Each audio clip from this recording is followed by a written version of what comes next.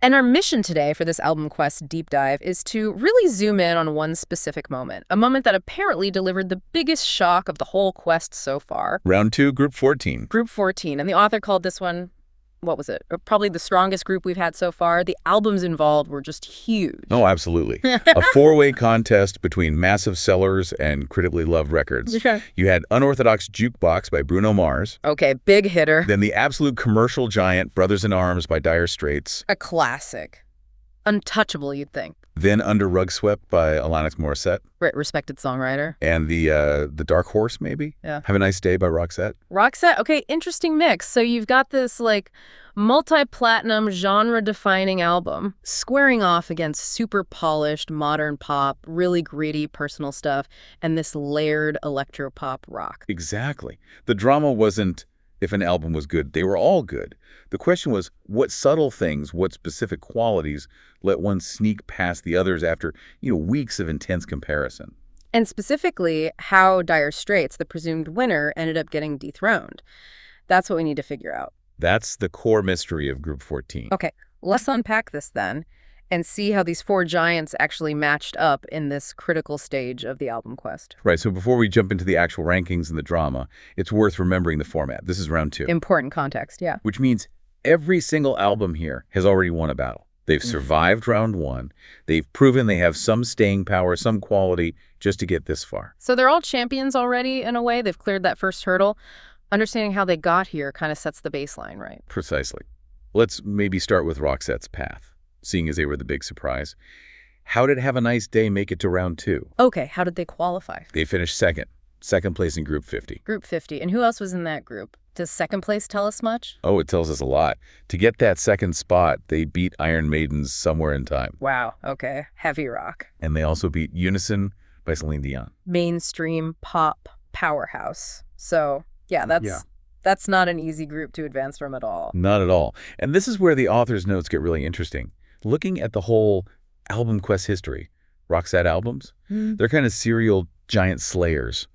This win in Group 14 wasn't necessarily a complete fluke. Really? There's a pattern. There's definitely a pattern documented in the sources. Okay. It seems like the quest structure, that repeated critical listening, it really favors their type of consistent melodic craftsmanship. For instance, way back in Group 37, another Roxette album, Crash, Boom, Bang, actually eliminated Dire Straits on every street. No way. They beat Dire Straits before. They did.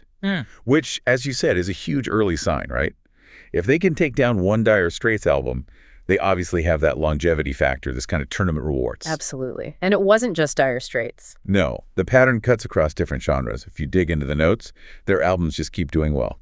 Room Service, another one, beat Def Leppard's Chiromania in Group 56. Def Leppard too. Even their album Tourism, it knocked out Collections by Dido and the Police in Group 88. Dido and the Police. Wow. So, yeah, Roxette albums within this specific album quest context consistently show a quality that holds up to scrutiny, maybe better than some albums that are commercially bigger or, more critically acclaimed sometimes. They're definitely not just a pop duo in this particular test. Okay, that context is crucial. Now let's contrast that with the album everyone expected to steamroll this group, Dire Straits, Brothers in Arms. The presumed king. How did they get here? Was it easy? Oh, absolutely straightforward. Dominant first place in their round 1 group, Group 52. Easily handled albums like Dido's Life for Rent. Okay. Beat Dido where Roxette also did. Right. Also beat Stan Bush's Capture the Dream, the movie soundtrack stuff, and the first Franz Ferdinand album. So no contest really in round 1. None at all. I mean, we're talking about Brothers in Arms. It's won everything, Grammys, Brits, technically groundbreaking for its time, CD era and all that. Yeah. And sold, 30 million copies worldwide? Just staggering numbers. Its first place finish in round 1 was basically a formality. Came into Group 14 not just as another competitor, but as the benchmark, the standard everyone else had to beat. Got it. Okay, quickly then. The other two contenders. Alanis Morissette, Under Rug Swept. How does she get through? Alanis came second in Group 12. She got past some interesting ones. The Transformers score by Vince DiCola. Oh, the animated movie one. Cool. Yeah, and Rainbow's Rising, so some cult classics there. But she actually finished behind Nick Kershaw's Radio Musicola. Nick Kershaw, okay. So a solid performance, second place, but maybe not quite as dominant as Dire Straits. Right. Solid but not crushing it. And finally, Bruno Mars, Unorthodox Jukebox. How did he fare in round one? He also came second. This is in Group 195, so a later group, bigger pool maybe. He got past the Grease soundtrack. Wow, beat Grease. And a Jamiroquai singles collection, High Times. But he finished second behind Alison Moyet's The Best of 25 Years Revisited. Alison Moyet. Okay, so another second place finish. Exactly. So summary, 4 albums, all winners from round 1. All proven to have some staying power. And they land together in what the author thinks is the toughest group yet. The stage is definitely set. High stakes. Okay, so let's get into the ranking reveal for Group 14. And we start at the bottom with the album that finished 4th, the first one eliminated here, Bruno Mars's Unorthodox Jukebox. 4th place. Wow, okay, so this immediately brings up that satiation problem you mentioned. Exactly. It's the perfect illustration. How does an album packed with massive chart hits, sounds incredibly modern, amazing production, how does that end up last in this group? It really gets to the heart of what this album quest is testing. It's that difference between loving a song blasting from the radio, that immediate hit, versus an album surviving this endurance trial. Right. And what's interesting is the author, Unorthodox, they fully admit the album had many layers of quality. They praise the modern production techniques that make it sound, cool and current. There's a but coming. But that very polish, that sort of overwhelming quality becomes its weakness in this format. The description used is radio-friendly and highly sexualized, but ultimately fairly disposable. Disposable feels a bit harsh, doesn't it? I mean, isn't music like this designed for huge, immediate impact for millions listening at once? Is the Quest format maybe biased against that? That's a great point, and it's exactly the tension this whole process brings out. That massive instant appeal doesn't necessarily equal sustainable depth when you force yourself to listen to it next to 3 other strong albums week after week after week. It's just too much. It's too rich. Too intense, maybe. The author uses this fantastic food analogy. It's not just like eating too much chocolate, which, fills you up fast. This is worse. Right, the pavlova comparison. I remember reading that. Exactly. It's like pavlova topped with caramel and chocolate sauce. It sounds amazing for a moment. But after a couple of bites? You're done. You're overwhelmed. The richness is just too much. The sugar hit is so intense, you actually lose interest. Your palate is kind of ruined for anything else subtle. And that, according to the source, is Unorthodox Jukebox in musical form in this context. Satiation. And you can see that directly impacting the big singles, right? The source mentions Locked Out of Heaven. Initially, it felt fantastic. Yeah, huge track. But after repeated listens in this comparison, total burnout. The author literally says, I'm so over it, don't want to listen to it at all. And that level of burnout, that active avoidance, is absolutely fatal in the album quest. You can't advance if you can't even stand to listen anymore. And the same thing was apparently starting to happen with Gorilla. So it proves that the high production, the instant catchiness, that stuff gets you through round 1 easily. But round 2 demands something more, some kind of structural integrity that rewards deep listening rather than just surviving it. Precisely. It's not about a lack of quality per se. The source even acknowledges the skill in tracks like Natalie, Moonshine, Moneymaker Smile, mentions the complex rhythms, the arrangements, even calls out the dubious lyrical content on some, but acknowledges the craft. But the sheer relentless intensity of it all just wears the listener down in this format. That's the conclusion. In a group this strong, where every other album had already proven it could last the distance, the high saturation, that immediate gratification factor of Bruno Mars, it just meant it fell well behind the curve. It's a really important takeaway then. An album engineered for instant mass consumption might not be built for the long haul in an endurance test like this. It's designed for a different purpose. Exactly. A different kind of success. Okay, moving up the ladder in this incredibly competitive group, finishing 3rd, just missing out on advancing, we have Alanis Morissette's Under Rug Swept. Yeah, 3rd place here is still a massive achievement, honestly. It means it was right there in the mix until the very end. Absolutely. The source calls it a cracking little album, and the ranking apparently was painfully close between the top 3. Excruciatingly close. Yeah, this album from 2002, it was seen at the time as a real creative high point for her. Maybe avoiding some of the bloat or the sprawling ambition of the album before it, supposed former infatuation junkie. Yeah, I remember the reviews. A lot of people felt it got back to the quality, the tight craftsmanship of Jagged Little Pill. Does the author agree with that assessment? They do. They specifically praise its tightness, saying the album has basically no bloat in its structure. Yeah.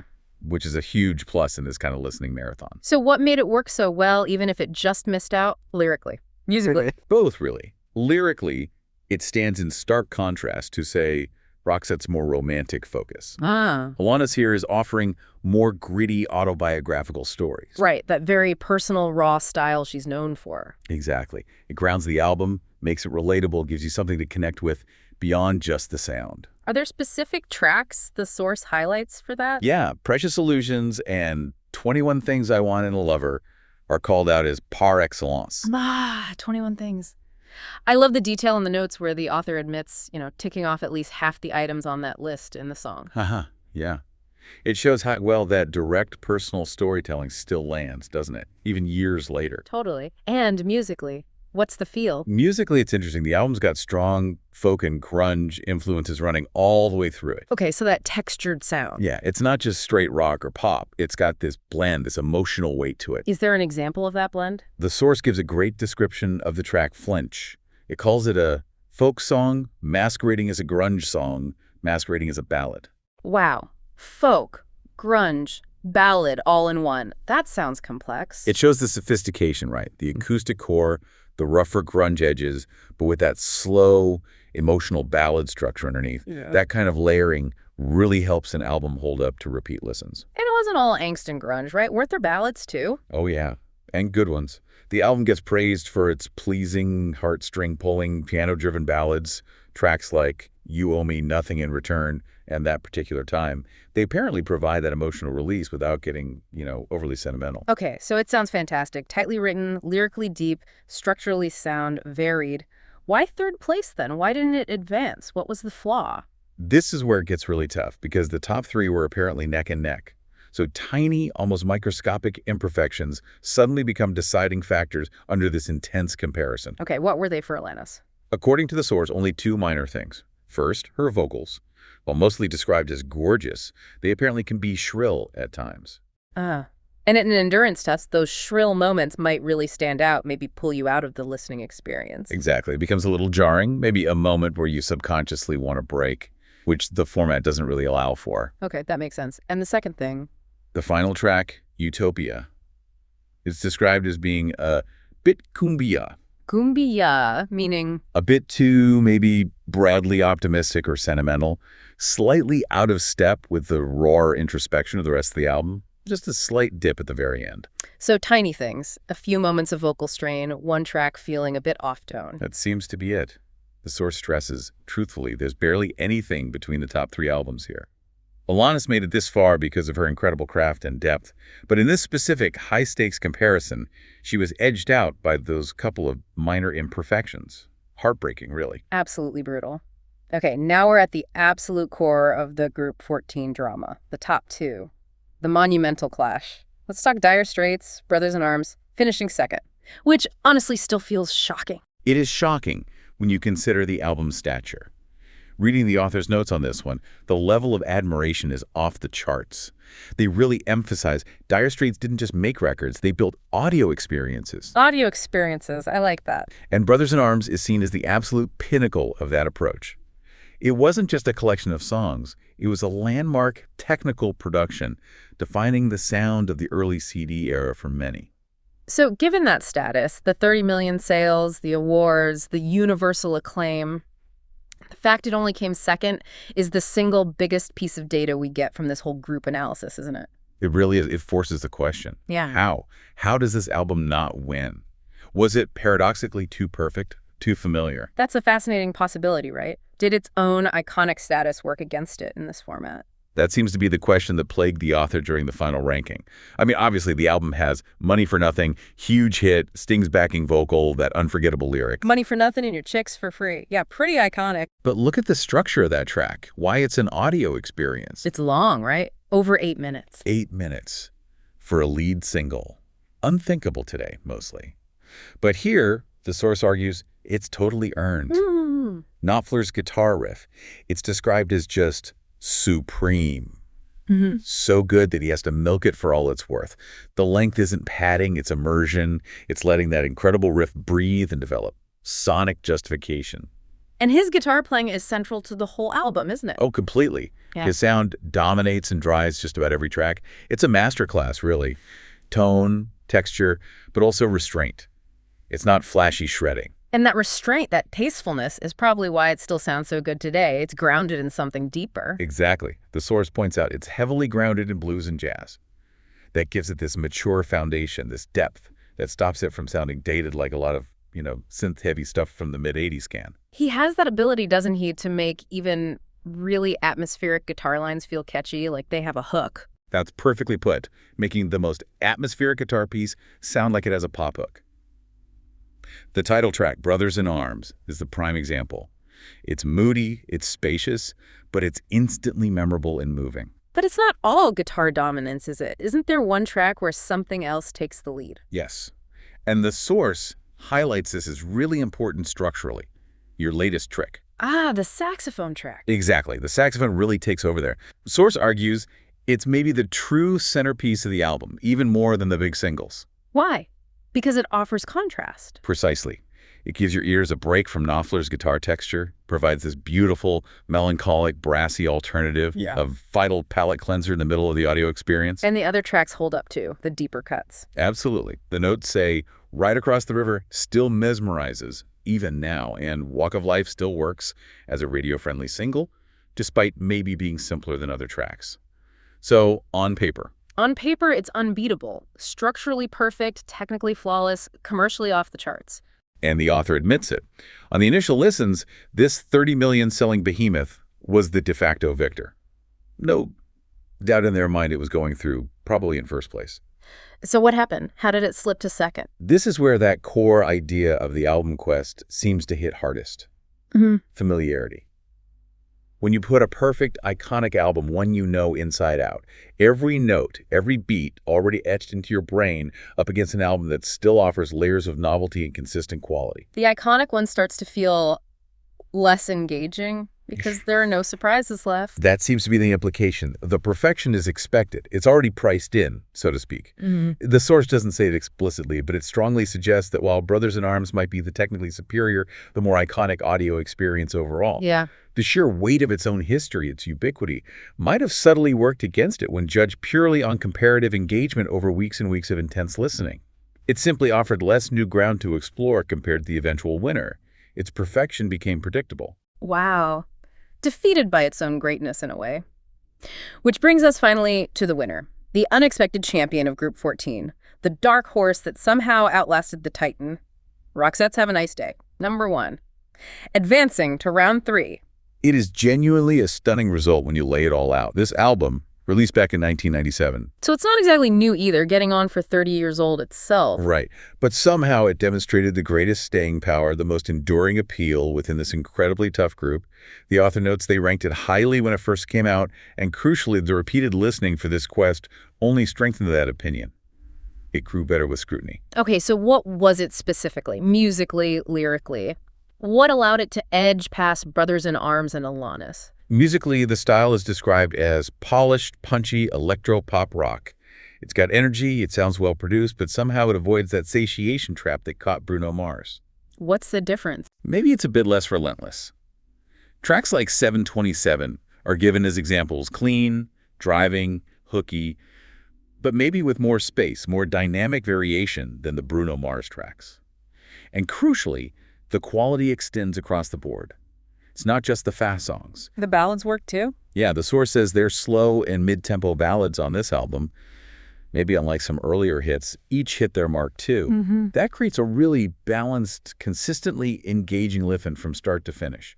No weak spots dragging it down. But the real key, it sounds like, was the songwriting, especially the lyrics. That seems to be the absolute core of this victory, yes. The quality of the writing, attributed mainly to Bergessel, is called out as stellar. Any specific examples of that? Take the opener, Crush on You. It's called A Wonderful Start, specifically highlighting the fantastic lyrics. What's fantastic about them? They apparently capture that feeling, that undulating off-balance feeling when in the swirls of obsession. Undulating off-balance feeling. Sure. That's not your typical pop lyric, is it? That's quite sophisticated imagery. Exactly. It's painting a complex emotional state.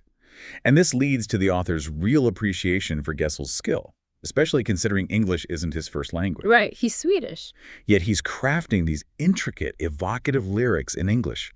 Lyrics that are deep enough, interesting enough, to survive weeks of analysis without wearing thin. The source calls it a massive testament to his poetic and intellectual capabilities. He's not just finding rhymes, he's synthesizing complex feelings into precise, memorable, melodic English phrases. And that sophistication, that depth, that's what the album quest ultimately rewards, that sustained interest. It seems so. That layer of intellectual and emotional engagement provides the lasting power, and the result is an album where the quality just barely relents. It keeps delivering. We need those little details, though. What were the specific moments, the hooks, that stuck with the author through all those comparisons? Well, alongside the consistency, you still need those standout moments. The source mentions the superb, almost melodramatic ballad, Anyone, suggesting it hits emotional depths, maybe without the slight kumbaya feel of Alanis' Closer. Okay. And there's a beautiful saxophone feature on the track, Lucky. Remember how important the sax was on your latest trick for Dire Straits? Yeah, for contrast. Roxette has that too. It provides that crucial dynamic shift, that textural change that keeps the ear engaged over the long haul. So, dynamic contrast, lyrical depth, consistent quality, and memorable hooks. Oh, yeah.